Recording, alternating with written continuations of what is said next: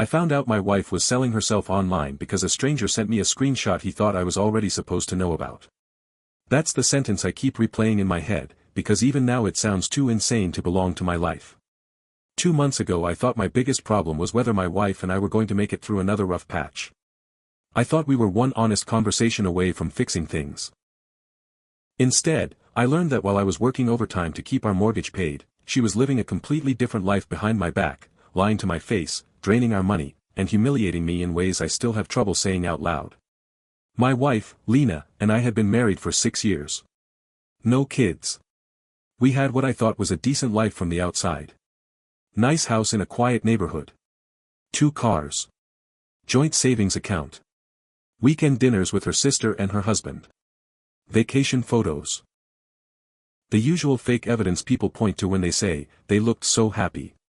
The truth was a lot messier. For the last year, Lena had changed in ways I couldn't explain. She became obsessed with privacy. She used to leave her phone on the kitchen counter, screen up, not caring who saw what.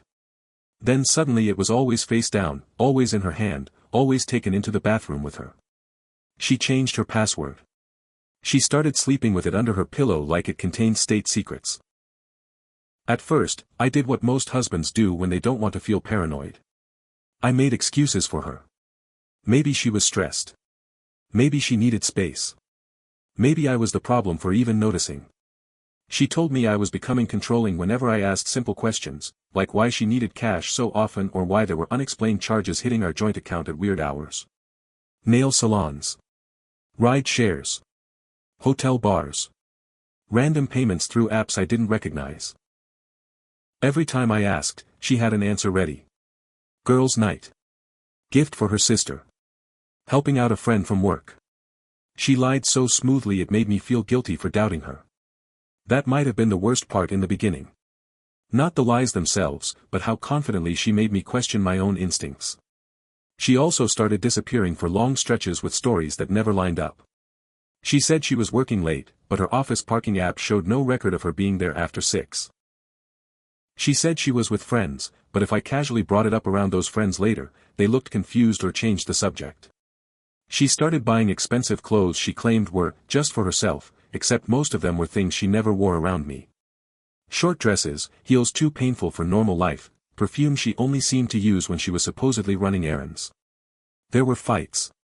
A lot of them. She got meaner over time. Sharper.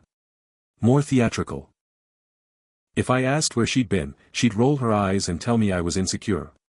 If I mentioned money, she'd bring up every mistake I had made in the last 10 years like she kept a script ready.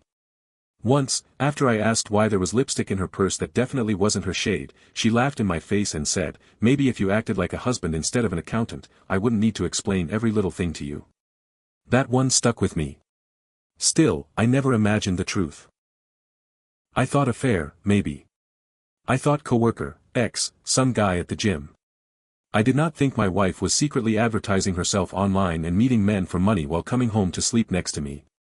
The night everything cracked open was a Thursday. I remember because I was eating leftover takeout alone in the living room while Lena texted non-stop on the couch, smiling at her phone and tilting it away from me every time the screen lit up. She said she had a late client dinner the next evening and would probably be home after midnight. I barely reacted. By that point I was too exhausted to argue. An hour later, I got a message request on one of my old social media accounts I barely used.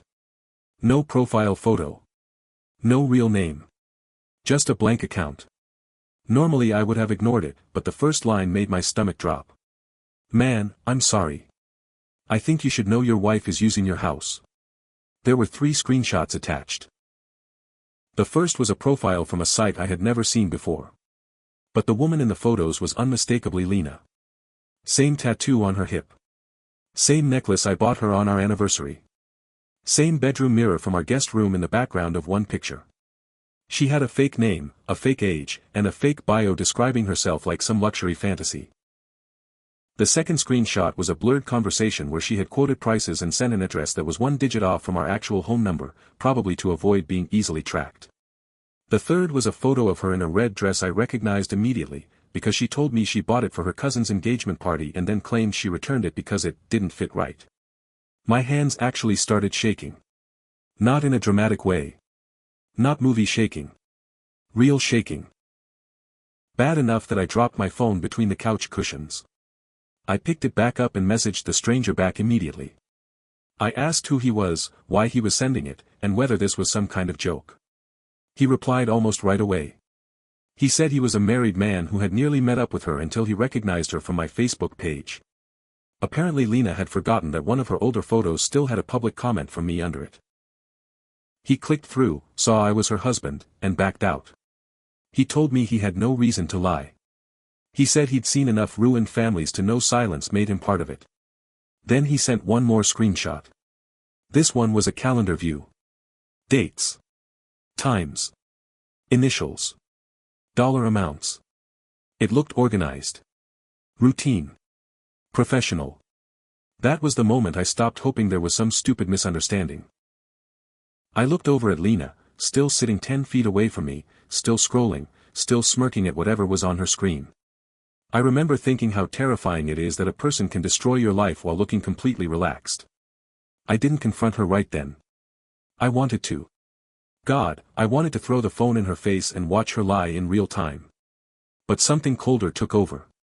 Survival, maybe. For the first time that night, I understood this wasn't just cheating. This was deception tied to money, our house, our accounts, and possibly the law. If I exploded too early, she'd erase everything. So I acted normal. I asked if she wanted tea. She said no without looking up. I asked what time her client dinner was the next day. She said 7.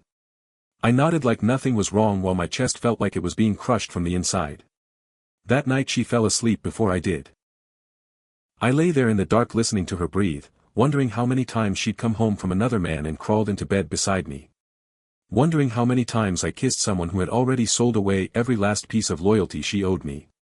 At around 2 in the morning, I carefully slid her phone from under the pillow. My heart was pounding so hard I could hear it. And when her face scan opened from a half-angle because she shifted in her sleep, I saw the first message thread. Then the second. Then the folder of staged photos. Then the payment confirmations. Then messages from men asking if last week's arrangement was still available. I kept scrolling until I reached a conversation that made my whole body go cold, because it wasn't just about cheating anymore. She had been using money from those meetings to build a private account I didn't know existed. And in one message to a friend, she laughed about it. He still thinks I need him. When I'm ready, I'll leave and take half anyway. I sat there on the edge of the bed with her phone in my hand, staring at that line while the person who wrote it slept inches away from me. That was the exact second something inside me broke for good. Not because she betrayed me. Because she planned it. I didn't sleep at all that night. I just sat there in the dark, holding her phone like it was evidence from a crime scene, because that's exactly what it had become.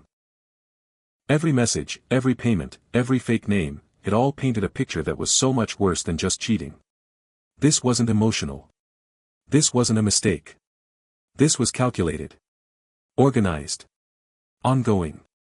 And the more I scrolled, the more I realized she had been living this second life for months. Maybe longer. There were regular clients. Men who knew her schedule better than I did. Some of them were saved under fake initials, others just numbers, but the tone was always the same. Casual, transactional, familiar. Like this was normal for her. One message hit harder than the rest. A guy asked if she was still married. She replied, technically. But he's clueless. I had to physically stop myself from reacting. My first instinct was to wake her up, to drag her out of bed and force her to explain everything right then. But I knew if I did that, I'd lose the one advantage I had, information. So instead, I did something I never thought I'd do. I started collecting evidence. I took photos of everything with my own phone. Screenshots of her profile, the messages, the payments, even the calendar with her appointments. I emailed them to myself, backed them up, and made sure there was no way she could delete it all and pretend none of it existed. Then I checked our bank accounts.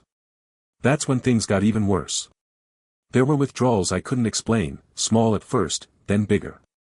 Cash taken out in different locations. Transfers to accounts I didn't recognize. When I dug deeper, I realized she had been slowly moving money out of our joint savings for months. Not enough to trigger alarms. Just enough to build something on the side. Her escape plan. By the time the sun started coming up, I wasn't even shaking anymore. I felt empty. Like my body had already processed the shock and moved straight into something colder. Clarity. When she woke up, she acted exactly the same. She stretched, checked her phone, smiled at something on the screen, and kissed me on the cheek like nothing was wrong. Like she hadn't spent the last year lying to my face while planning to take half of everything I had worked for. "You okay?" she asked, noticing I was already dressed. "Yeah," I said. "Just couldn't sleep." She didn't question it. Why would she? In her mind, I was exactly what she called me in those messages, clueless. That day, I called in sick to work. But I didn't stay home. I went straight to a lawyer. I remember sitting in that office, trying to explain everything without sounding insane. I showed him the screenshots, the messages, the financial records. I expected him to be shocked. He wasn't. He just nodded and said, "You did the right thing by not confronting her yet." That sentence alone told me everything. This wasn't rare. This wasn't some unbelievable, once-in-a-lifetime betrayal. This was something he had seen before. He explained what I needed to do. What would matter in court? What kind of evidence would protect me? How her actions, especially using shared property and finances for what she was doing, could change everything in a divorce. That was the first time I felt something close to control again. Not power. Not relief. Just control. He told me not to alert her. Not yet. He said the biggest mistake people make in situations like this is reacting emotionally too soon. Once she knows, she deletes everything, moves money faster, rewrites the narrative. I nodded through the entire conversation, but one thing kept echoing in my head. She planned to take half anyway. Not anymore. I spent the rest of the day doing exactly what the lawyer told me. I opened a separate account in my name. I secured my personal income. I made copies of every document that mattered, house papers, bank statements, tax records. Every step felt surreal. Like I was dismantling my own marriage in silence while she went about her day completely unaware. That evening, she got ready for her client dinner. I watched her stand in front of the mirror, putting on makeup, adjusting her dress, the red one from the screenshots. The same one she had lied about. She caught me looking at her. "What?" she said, slightly annoyed. "Nothing," I replied. "You look nice." She smirked. "I know. That arrogance. That confidence. That complete lack of fear. It told me everything I needed to know." She didn't think she could get caught. She thought she was smarter than me. As she grabbed her purse and headed for the door, she paused just long enough to say, "Don't wait up."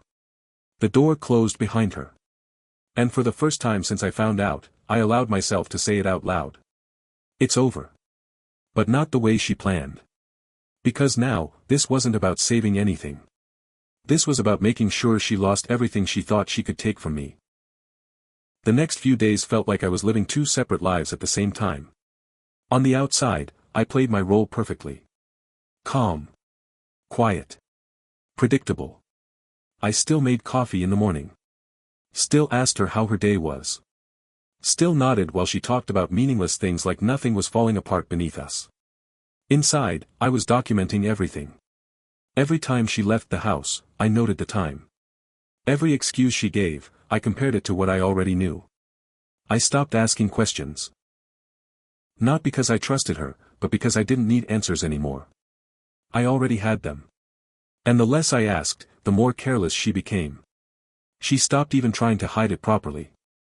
One night, she left her phone on the kitchen counter while she was in the shower. Screen lit up with a message. Same place as last time. No name. No context.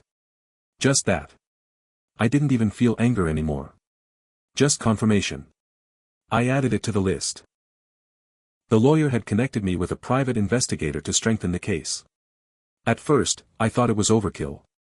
But after seeing how calculated she was, I realized I needed everything airtight. Within 3 days, the investigator had more than I ever expected. Photos. Timestamps. Locations. Her entering hotels. Leaving with different men. Using a fake name at check-ins. Even one instance where she brought someone dangerously close to our home. Close enough that if a neighbor had been paying attention, they would have known. When I saw those photos, something inside me twisted in a way I can't fully explain. Not jealousy. Disgust.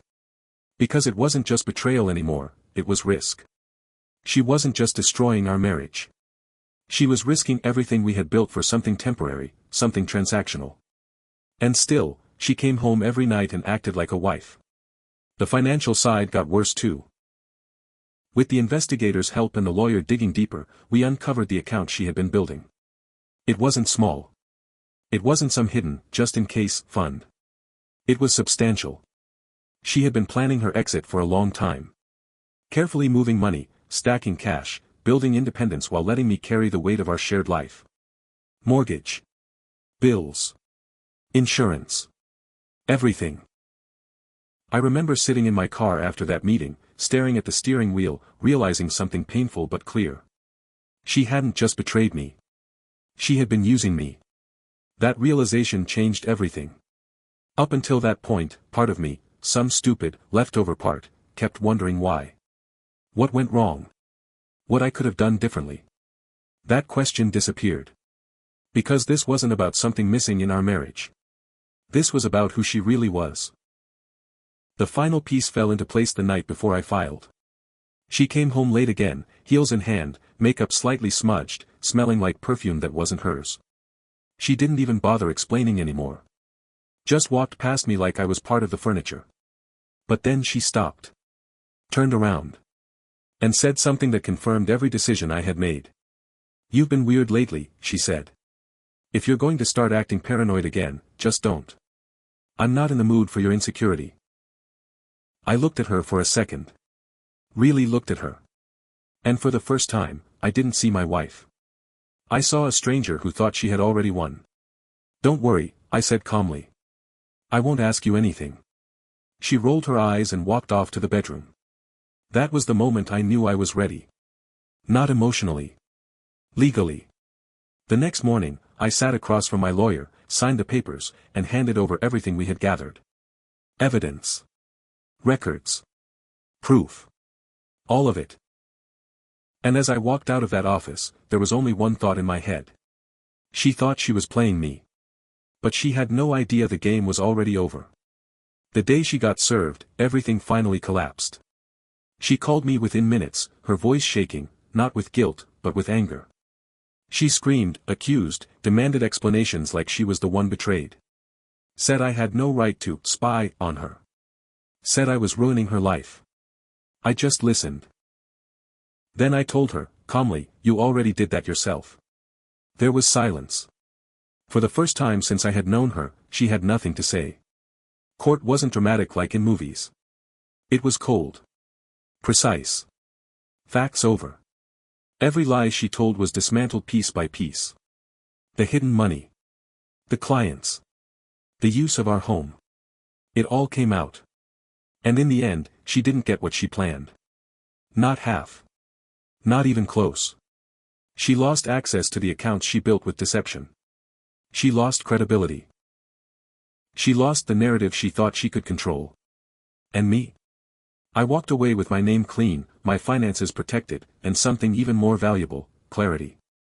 The woman I loved never really existed. But the lesson did.